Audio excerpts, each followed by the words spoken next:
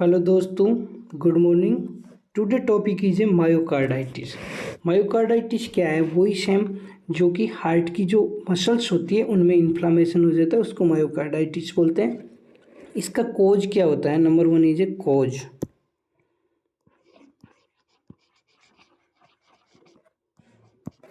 Cause is a coxsackie B virus. और क्या cause हो सकता है इसका? Parvo virus B19।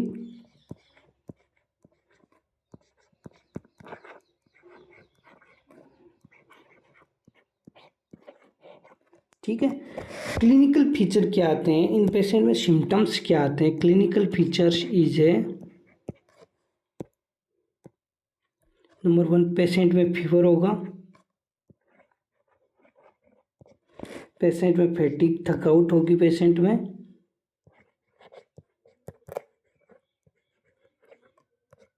और क्या होगा?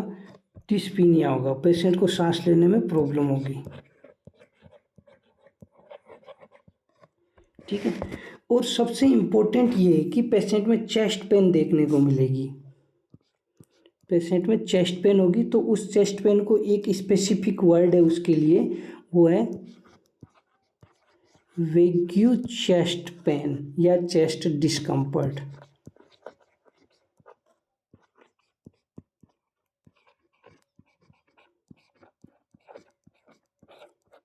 ठीक है। और इसमें क्या होता है, बहुत बहुत ज़्यादा क्लासिकल वर्ड है मायोकार्डाइटिस के लिए, वो होता है सर्वाइकल लिम्फ एडिनोपैथी प्रेजेंट होती है इन पेशेंट में। Cervical lymph adenopathy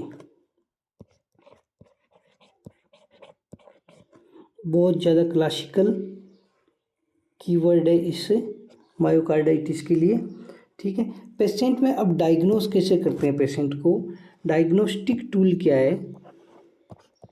diagnostic tool is a number one, हम करते हैं पेशेंट में ईसीजी।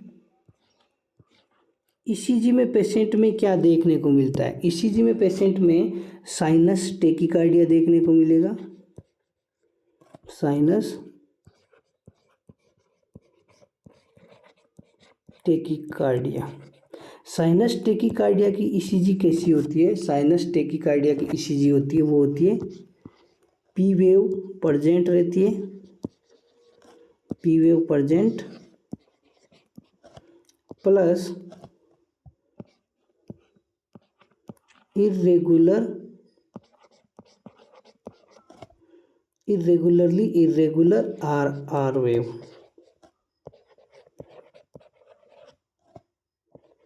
ठीक है। ये साइनस टेकिकार्डिया की ईसीजी होती है, जो कि हमें कहाँ पे देखनी है? लीड 2 पे हमें देखना है। Check to lead second, limb lead second होती है ना, वहाँ पे हमें चेक करना होता है साइनस टेकिकार्डिया की ईसीजी को। और क्या हो सकता है साथ में पेशेंट को? प्लस पेशेंट में S3 and S4 heart sound देखने को मिलती है। S3 S4 heart sound present होती है इन पेशेंट में। ठीक है। और पेशेंट में सबसे ज़्यादा माइट्रल रिगर्जिटेशन और ट्राइकैप्सिड रिगर्जिटेशन के साथ पेशेंट प्रेजेंट करता है। ठीक है। पेशेंट की प्रेजेंटेशन क्या होती है? माइट्रल रिगर्जिटेशन एंड ट्राइकैप्सिड रिगर्जिटेशन के साथ पेशेंट हमारे पास आता है। तो जब इस कंडीशन में पेशेंट हमारे पास आएगा तो माइट्रल रिगर्जिटेशन और ट्राइकैप्सिड रिगर्जिटेशन के साथ पेशेंट में कौन सी मरमर देखने को मिलती है? पैन सिस्टोलिक मरमर हमें देखने को मिलती है। पैन सिस्टोलिक मरमर पेशेंट में प्रेजेंट होती है। ठीक है।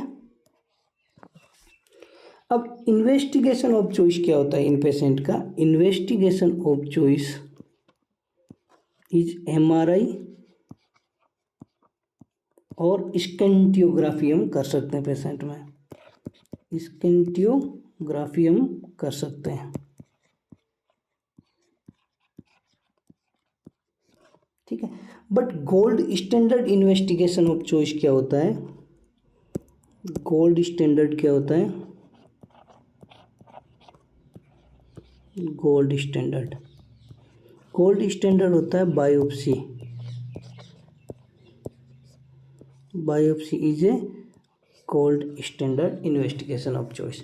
पेशेंट में मैनेजमेंट पार्ट में हम क्या करेंगे? मैनेजमेंट में पेशेंट का करेंगे, बेड रेस्ट करते हैं, बहुत इंपॉर्टेंट है बेड रेस्ट। बेड रेस्ट बहुत ज़्यादा इंपॉर्टेंट होता है इन पेशेंट में। और टेकीकार्डिया के लिए हमें क्या करना है?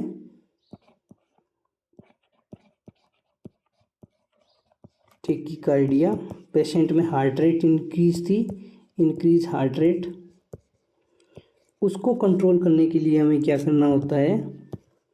बीटा ब्लॉकर यूज करते हैं। ठीक है, ये है इम्पोर्टेंट मायोकार्डाइटिस के लिए।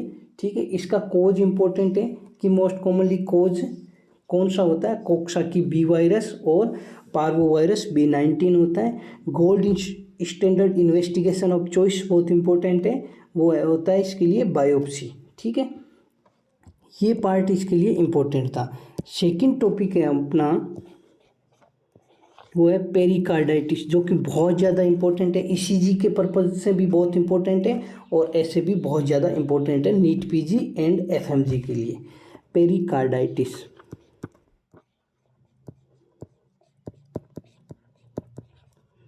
पेरिकार्डाइटिस क्या होता है? पेरिकार्डाइटिस में हिस्ट्री होगी पेशेंट की, पेशेंट की हिस्ट्री क्या होगी? हिस्ट्री पेशेंट की ये होगी कि पेशेंट को चेस्ट पेन होता है और वो पेन रेडिएटिंग टू बैक, पीछे बैक में चला जाता है वो पेन। और एंड सबसे इम्पोर्टेंट की वर्ड ये लिखा हुआ होगा क्वेश्चन में कि पेशेंट को जो बैक पेन हो रहा है, चेस्ट पेन हो रहा है और रेडिएटिंग टू बैक, वो वर्सन हो रहा है लाइंग डाउन। जब वो लाइंग डाउन पोजीशन में जा रहा है पेशेंट, तब वो पेन ज़्यादा सीवियर हो रहा है। और लीनिंग फॉरवर्ड, जैसे ही पेशेंट आगे की तरफ मूवमेंट करता है, तब ये पेन ठीक हो रहा है, उसको रिलीफ मिल रहा है। ये बहुत इंपॉर्टेंट हिस्ट्री होती है पेरिकार्डाइटिस के लिए। तो क्या है history? Chest pain radiating to back and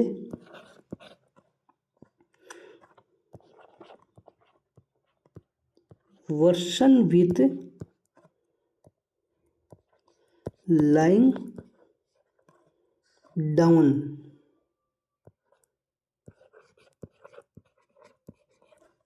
but improve with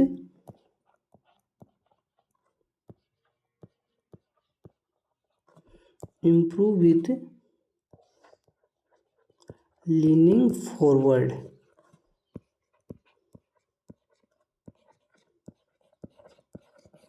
ये हिस्ट्री बहुत ज़्यादा इम्पोर्टेंट है पेरिकार्डाइटिस के लिए।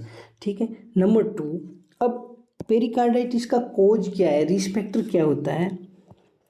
Risk factor is a most common cause क्या होता है इसका? Most common cause is idiopathic.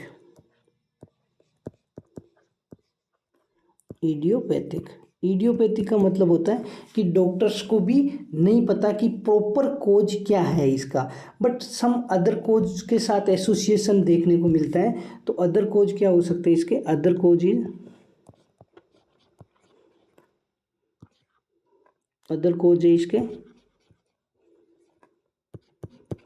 Number 1 is A TB, tuberculosis के साथ इसका एसोसिएशन देखा गया है। नंबर 2 वायरल हिस्ट्री हो सकती है। नंबर 3 यूरीमिया, यूरिन में ब्लड आता है। ठीक है, नंबर 4 बहुत इंपॉर्टेंट है number fourth is a Dressler syndrome. Dressler syndrome, Dressler syndrome क्या होता है? ड्रेसलर सिंड्रोम को देखते हैं। इसमें इम्पोर्टेंट क्या होता है? Important is a 3P। इसमें 3P इम्पोर्टेंट है, number 1P, 2 and 3P। Number 1P is a pericarditis.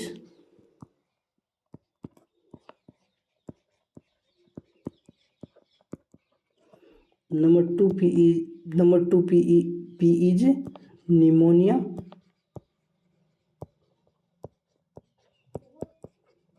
Number 3P is pulmonary effusion. Pulmonary effusion के साथ इसकी हिस्ट्री होती है। सबसे इम्पोर्टेंट ये है कि ये पोस्ट मायोकार्डियल इन्फेक्शन का कॉम्प्लिकेशन आता है।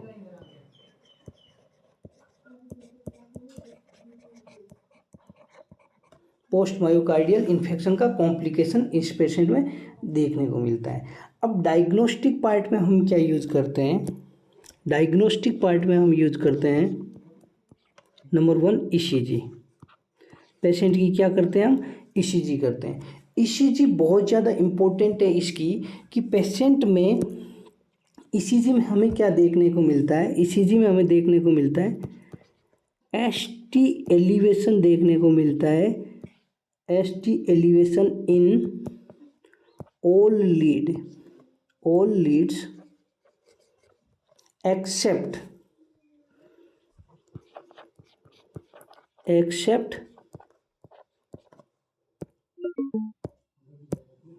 except AVR and V1 और इलेक्ट्रिकल अल्ट्रेंस प्लस साथ में क्या देखने को मिलता है पेशेंट में? इलेक्ट्रिकल अल्ट्रेंस देखने को मिलता है। इलेक्ट्रिकल अल्ट्रेंस पेशेंट में देखने को मिलता है, यानी कि ST एलिवेशन ऑल लीड्स में देखने को मिलता है। जैसे कि V1 में नहीं देखने को मिलता, V2, V3, V4, V5, V6 first limb lead, first, second, third, इन सब लीड्स में ST एलिवेशन देखने को मिलता है, एक्सेप्ट AVR और V1 लीड में ST डिप्रेशन हमें देखने को मिलता है। और इन पेशेंट में इलेक्ट्रिकल अल्ट्रेंस हमें देखने को मिलता है। कॉम्प्लिकेशन क्या आता है? कॉम्प्लिकेशन ऑफ पेरिकार्डाइटिस बहुत इंपॉर्टेंट है। कॉम्प्लिकेशन क्या आता है इन पेशेंट में?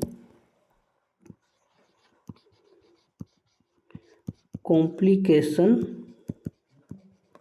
ऑफ पेरिकार्डाइटिस,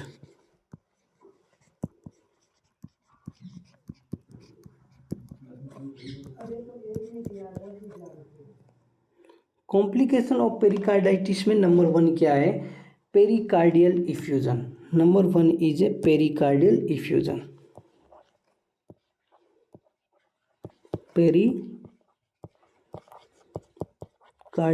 इफ्यूजन,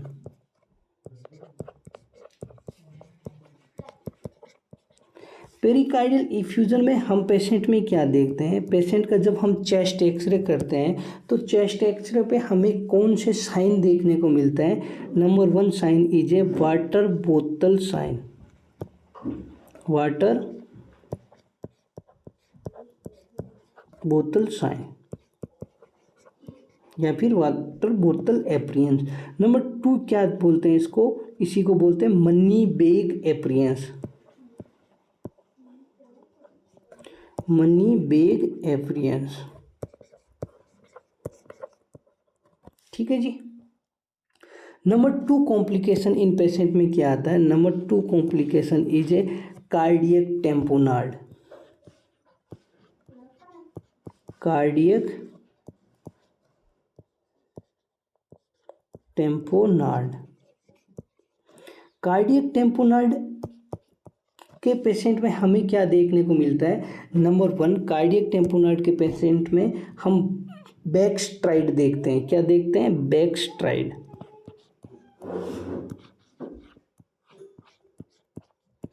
बैकस्ट्राइड हमें देखने को मिलता है। बैकस्ट्राइड में क्या चीज़ आती है? नंबर 1 इंक्रीज होता है जेवीपी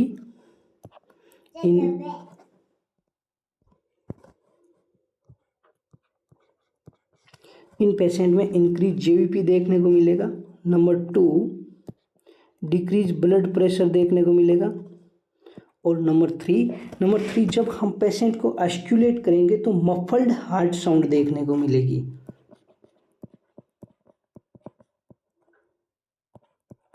मफल्ड हार्ट साउंड हमें देखने को मिलेगी।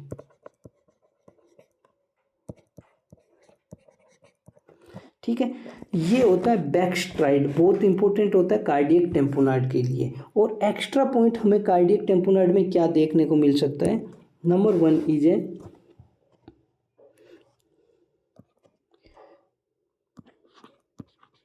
पल्सस पैराडॉक्सस देखने को मिलता है। पल्सस पैराडॉक्सस बहुत इंपॉर्टेंट है। और भी कुछ डिजीज में पल्सस पैराडॉक्सस देखने को मिलता है, लाइक जैसे कि कार्डियक टेम्पोनार्ड, इंफीरियर वॉल एमआई, जैसे कि स्टेटस अस्थमेटिकस, सीओपीडी के पेशेंट में, प्रेगनेंसी में पल्सस पैराडॉक्सस हमें देखने को मिलता है। नंबर 2 इलेक्ट्रिकल अल्ट्रेंस हमें देखने को मिलता है। इलेक्ट्रिकल अल्ट्रेंस हमें देखने को मिलता है। नंबर 3 हमें इसमें क्या देखने को नहीं मिल सकता, वो है क्विस्म्योल साइन हमें देखने को नहीं मिलता है, एब्सेंट रहता है, बहुत इंपॉर्टेंट। अब यहाँ पे इंपॉर्टेंट ये है कि पल्सस पैराडॉक्सस कौन कौन सी डिजीज में देखने को मिलता है, बहुत क्रूशियल पॉइंट है ये। रिमेंबर, एवरी स्टूडेंट को रिमेंबर होना चाहिए कि पल्सस पैराडॉक्सस हमें कहाँ कहाँ देखने को मिलता है। नंबर 2 इलेक्ट्रिकल अल्ट्रेंस हमें कहाँ कहाँ देखने को मिलता है, कौन कौन सी डिजीज, अदर्स डिजीज में कहाँ कहाँ हमें देखने को मिलता है। तो वो मैं पॉइंट रूल आउट करता हूँ। नंबर 1 इज ए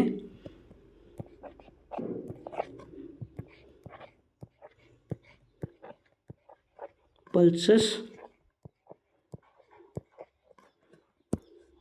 तो राइटिंग अच्छी नहीं है, अच्छी लिखते हैं।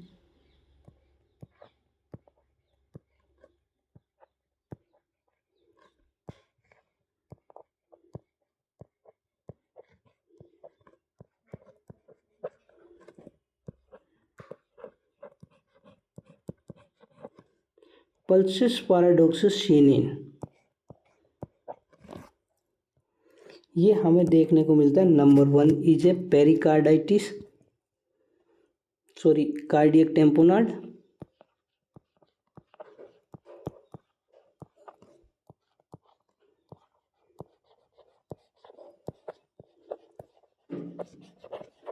Number 2 inferior wall MI.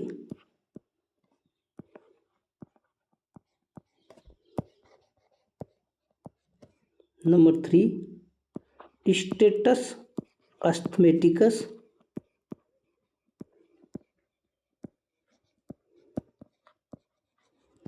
Number 4 is a COPD. Number 5 is a pregnancy.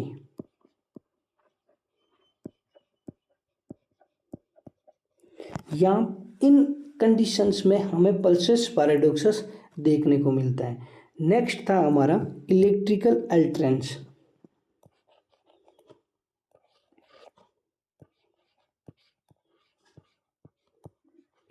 Electrical अल्ट्रेंस हमें कहाँ देखने को मिलता है?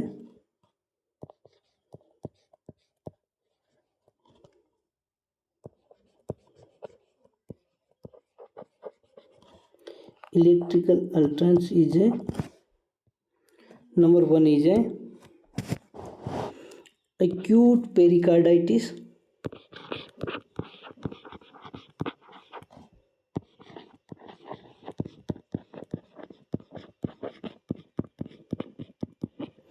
number 2 is a pericardial effusion,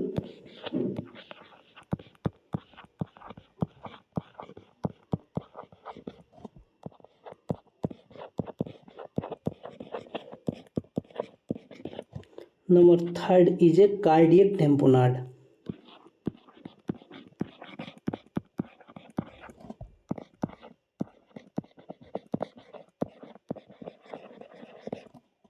cardiac tamponade, यहाँ पे इन कंडीशंस में इलेक्ट्रिकल अल्टरेंस हमें देखने को मिल सकता है। थर्ड कॉम्प्लिकेशन क्या आता है पेरिकार्डाइटिस का? Number third complication is a constrictive pericarditis. Constructive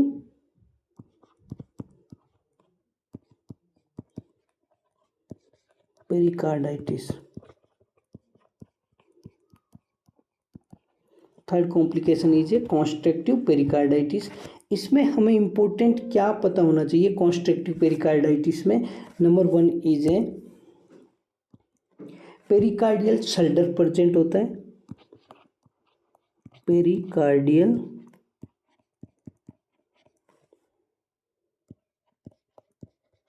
शल्डर present होता है।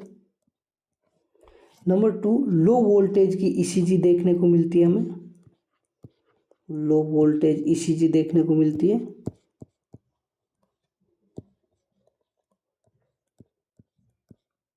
Number third is a pericardial नोक प्रेजेंट होती है यहाँ पे।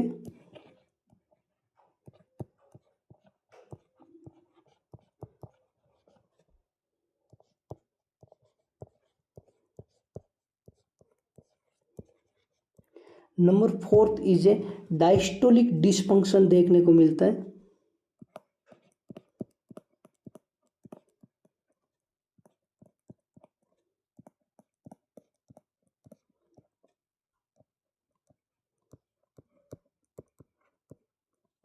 नंबर फाइव इज ए, यहाँ पे बहुत इंपॉर्टेंट है, वो है लेफ्ट वेंट्रिकुलर फेलियर के सिम्टम्स हमें देखने को मिलते हैं, यानी लेफ्ट हार्ट फेलियर के सिम्टम्स हमें देखने को मिलते हैं। लेफ्ट वेंट्रिकुलर फेलियर के सिम्टम्स प्रेजेंट होते हैं।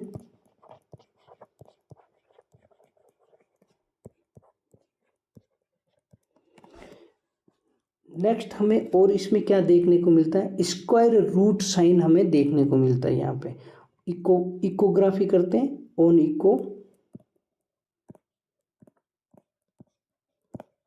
इको यहाँ पे हमें स्क्वायर रूट साइन देखने को मिलता है।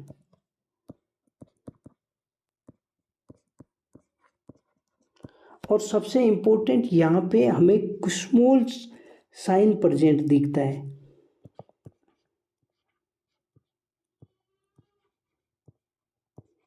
कुस्मोल साइन प्रेजेंट होता है। तो ये कुस्मोल साइन और कौन कौन सी डिजीज में हमें देखने को मिल सकता है? कुस्मोल साइन इज ए, इसके लिए हमने एक निमोनिक बना रखा है CRR। CRR का मतलब क्या था? नंबर वन, सी का मतलब है कॉन्स्ट्रक्टिव पेरिकार्डाइटिस।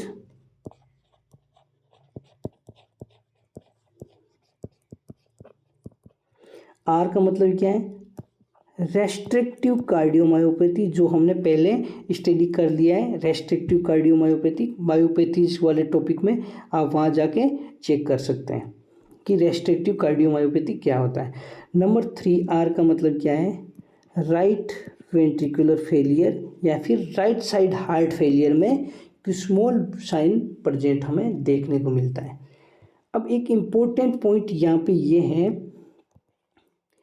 पेरिकार्डाइटिस टॉपिक और हो गया हमारा। अब मैं कुछ की पॉइंट आपको बता रहा हूँ, जैसे कि लो वोल्टेज ईसीजी हमें कहाँ कहाँ देखने को मिल सकती है। Low voltage ECG, low voltage ECG हमें देखने को मिलती है। Number one is a constrictive pericarditis में।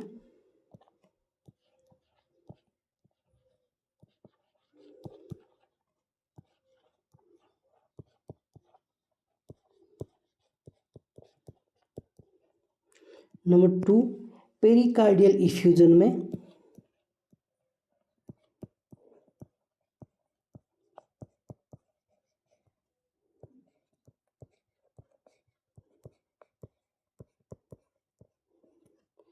Number 3 is a ventricular fibrillation में।